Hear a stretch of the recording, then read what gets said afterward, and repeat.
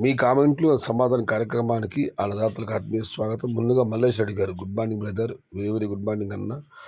మనం 10,000 మొక్కలు నాటి 20 రోజులు అవుతుంది. మీకంతా మంచి జరగాలని ఆ భగవంతు ప్రార్థిస్తున్నాను. ఇక రమేష్ గారి మరొక కామెంట్, బావా బయట వ్యాపారస్తులు ఎప్పుడు వస్తారు బావా? బయట వ్యాపారస్తులు ఇంకేమీ ఏప్రిల్ నెల పూర్తి అయిపోయింది. ఇంకా 15 రోజుల సమయం, 14 రోజుల సమయం మాత్రమే ఉంది. మే నెల తొలి వారమా, మూడో వారమా మళ్ళీ చూడాలి. ఇక మనం మరొక కార్డు పరిశీలిస్తే ఎల్బీనో అంటున్నారు. ఈసారి వర్షాలు పెద్దగా లేవంటున్నారు. ఒక పక్క సూర్యుడు తన ప్రతాపాన్ని భారీగా చూపుతున్నాడు. జి సుకుమార్ గారు, వర్షాలు కూడా లేవుతున్నారు, వాస్తవం అది. ఈసారి వర్షాలు తక్కువ అంటున్నారు. అంటే ఈ వేసవకాలంలో సూర్యుడైతే ప్రతాపాన్ని భారీ కాదు, అతి భారీగా చూపుతున్నాడు.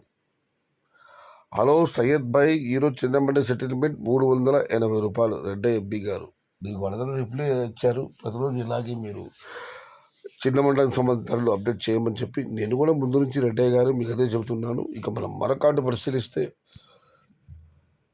ఎవరిని చెప్పినా 2025 కంటే 2026లో ప్లాంటేషన్ తక్కువే అని అనిల్ వేసల గారు కామెంట్ పెడితే, లేదు బ్రో ఎక్కువగానే ఉంది నువ్వు కదా రిప్లై ఇచ్చారు. కానీ అనిల్ గారు మళ్ళీ రిప్లై ఇచ్చారు, నర్సరీ వాళ్ళు ఇచ్చిన ఇన్ఫర్మేషన్ ప్రకారం చెబుతున్నాను ప్లాంటేషన్ తక్కువే అని. ప్లాంటేషన్ తక్కువ ఒకవేళ ఉన్నా కూడా భారీగా ఏం కాదనా, కాస్త అటు ఇటుగా ఉండొచ్చు అంతే. భారీ వ్యత్యాసాలు అయితే మాత్రం లేదు, ప్లాంటేషన్ తక్కువ.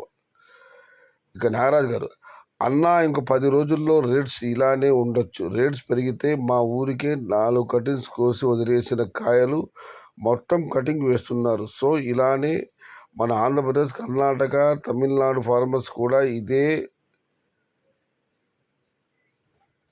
200 పోతే చాలు అని ఆలోచించి మొత్తం కాయలకు వస్తున్నారు. అందుకే రేట్స్ తగ్గాయి. నాకు తెలిసి మేలో శాంపుల్స్ తోటలు తక్కువే. ఇంకా రేట్స్ ఎలా ఉంటాయో చూద్దాం. వాస్తవమే కదా, దిగుబడి పెరగడానికి కూడా కారణం ఇదే. క్వాలిటీలు ఏమాత్రం అనలేదు, పాతోటకాయలు ఎక్కువగా వస్తున్నాయి. ఇక మనం మరొకటి పరిశీలిస్తే, సయ్యద్ అన్న నువ్వు పెద్దోడివి, చూడు ఎండలు చూస్తున్నాం. టమోటా తోటలు ఏమని మాత్రం చిగురు లేదు. నర్సరీలో టమోటా మొలకలు పోతున్నాయి ఎండ వల్ల. ఎండ అయితే భారీగా ఉందన్న, అందరూ జాగ్రత్తగా ఉండాలి. అతి భారీగా ఉన్న ఎండలు ఇంకా రోజు పెరగడమే కానీ తగ్గడం అంటూ ఉండదు. కాబట్టి ఈసారి మాత్రం చాలా జాగ్రత్తగా ఉండాలి మనం. చివరిగా సైదన్న, రేట్స్ పెరగడానికి కారణం తమిళనాడు ఉగాది ఫెస్టివల్ పండగ ద్వారా రేట్స్ పెరిగాయి. పండగ అయిపోయింది, ఇంకా రేట్స్ కొద్దిగా డౌన్ అయ్యింది. బాలమల్లికార్జున గారు, ఇది ఈరోజు మీ కామెంట్లు నా సమాధాన కార్యక్రమం. మొత్తం మీద అయితే ఈసారి ఎండలు అయితే భారీగా ఉన్నాయి.